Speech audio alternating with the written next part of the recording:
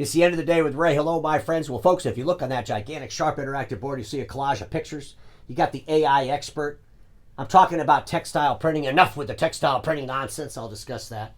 And then we got people going back in the office. The remote worker being forced back into the office. Our industry's completely confused by that. So without any further ado, let's start out with this textile printing. What a bunch of nonsense this is. Does everybody in our industry remember 3D printing? Do you remember how 3D printing was going to save the industry? 3D printing is perfect for the BTA channel. They can go out there and sell the hell out of those 3D printers. This is going to be fantastic for 3D printing. Folks, that was like 15 years ago. How many dealers are selling 3D printers? And 15 years from now, how many dealers do you think are going to be selling textile printers? The same amount that are selling 3D printers, I assure you. This has nothing to do with the BTA channel. This is total insanity. And when the leader of Konica Minolta, that runs their industrial print business, did that interview and said that the BTA channel is perfectly positioned to sell textile printing, they should have fired that person that day. That's my thinking. Ladies and gentlemen, I get it. Back in 2014, the Konica Minolta thought textile printing was going to be fantastic. And I'm going to tell you right now, textile printing is going to be a fantastic business. It's just not going to be one for our industry. Our industry puts structure to unstructured information. What are we going to do? Put structure on blank textiles? Put some flowers on them? Ladies and gentlemen, who the hell's the customer for the textile printing? Machines. And who's the customer for the people that buy the machines? What's the business model for textile printing for the BTA channel? How in the world did the dealer make any money? What's the model? We can have consultants and OEMs talking about textile printing perfectly positioned in the BTA channel, but they ought to tell us the details, but they never do. Because that's how our industry is. We don't need any details. Just keep telling us about it. I mean, hey, we're going to have a meeting. You want to come? What are you going to talk about? We'll talk about textile printing. People like to hear that. Oh, I can't wait. I can do that. Because I don't have to be held accountable. I don't have to give any math. I don't have to show any details. That's easy. Anybody can do that, right? Holy crap. Now let's talk about this remote worker going back to the office. Well, we got a new president here in the United States mandating people go back to the office.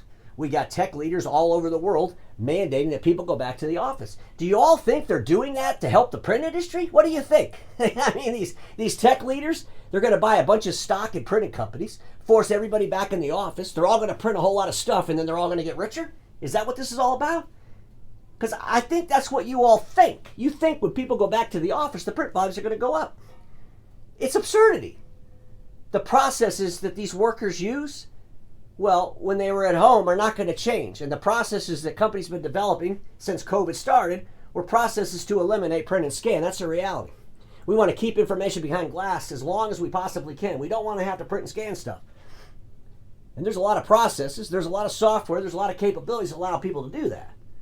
Getting people back in the office wasn't so they would buy office supplies and use print equipment. It was so that they would collaborate in person. Because now, after years of remote work, the world's starting to realize it's really good when people can collaborate in person. It has nothing to do with office furniture. It has nothing to do with office space. It has nothing to do with the equipment in offices. It has to do with collaboration in person. Now let's talk about AI. I'm not an AI expert, but I know one. His name is Al Overview. I introduced him to you yesterday.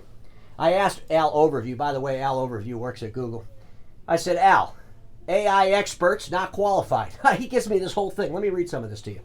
AI experts not qualified refers to a situation where individuals claiming to be experts in artificial intelligence, AI, lack the necessary knowledge, skills, and expertise to effectively perform their roles, often due to factors like rapidly evolving technology, lack of standardized training, or inadequate practical experiences in the real world AI applications, leading to potentially poor decision-making or unreliable AI development. Skill gap, he's got all this stuff. Lack of formal education, overselling capabilities. Oh, we got some folks, yeah, here I am, I'm an AI expert. And what I lack, I found this other person, we're friends, so they're going to be my new partner in AI. Ladies and gentlemen, you know what else Al Overview says that I love this, because, he's preaching my language. He says, seek references. Check with previous clients or collaborators to verify their actual experience and performance in AI projects. Ladies and gentlemen, AI is a way of life.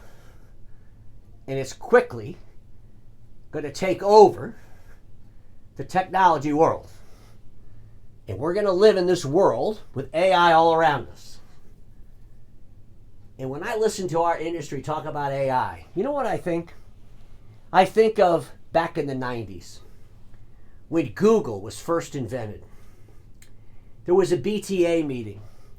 There was folks sitting around one of them tables talking.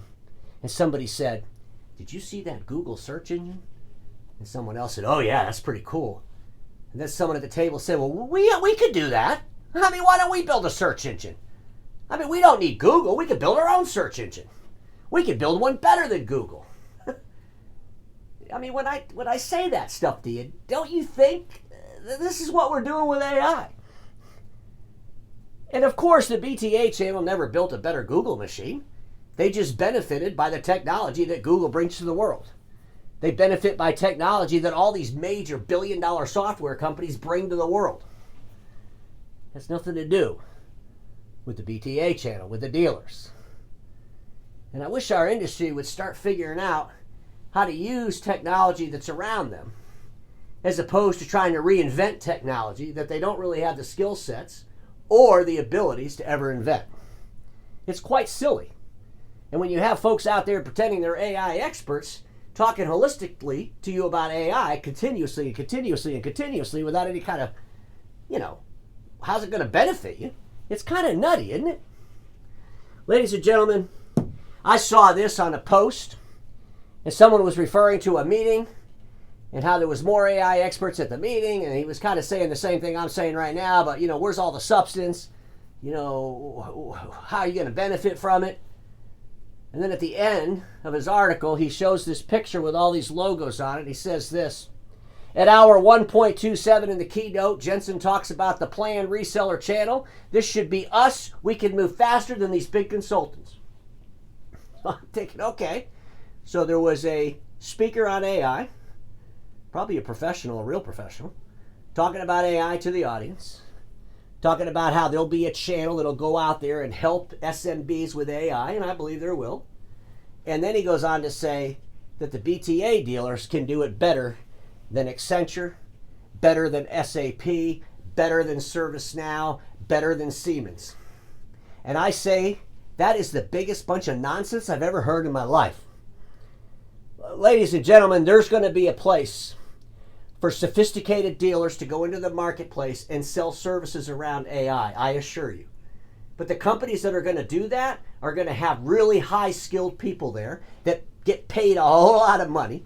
They're going to be able to go out into the marketplace and they're going to be selling fee-based assessments to analyze all the softwares involved with an organization and how AI could help that organization. Then they're going to take the tools that exist all around them and help them implement those tools.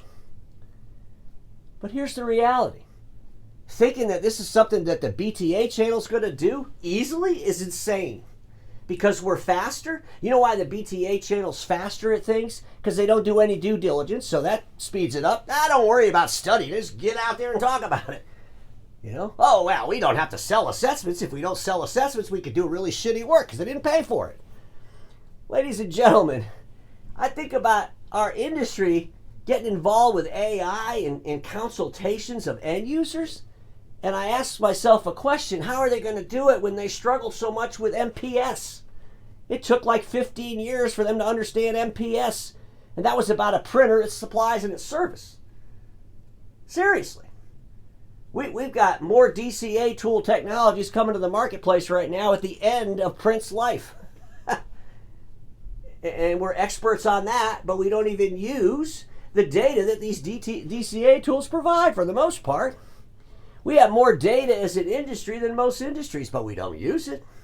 There was a period of time I spent some time with a data company in our industry, and I look at this data and I would say, oh my God, do the dealers know this? Oh yeah, they get the same data you're looking at.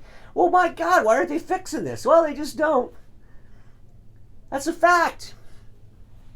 So next time you're presented with an AI expert, why don't you just tell them, you know what, I'm just going to wait for the real AI expert. In the meantime, I'm going to fix all the data that I have.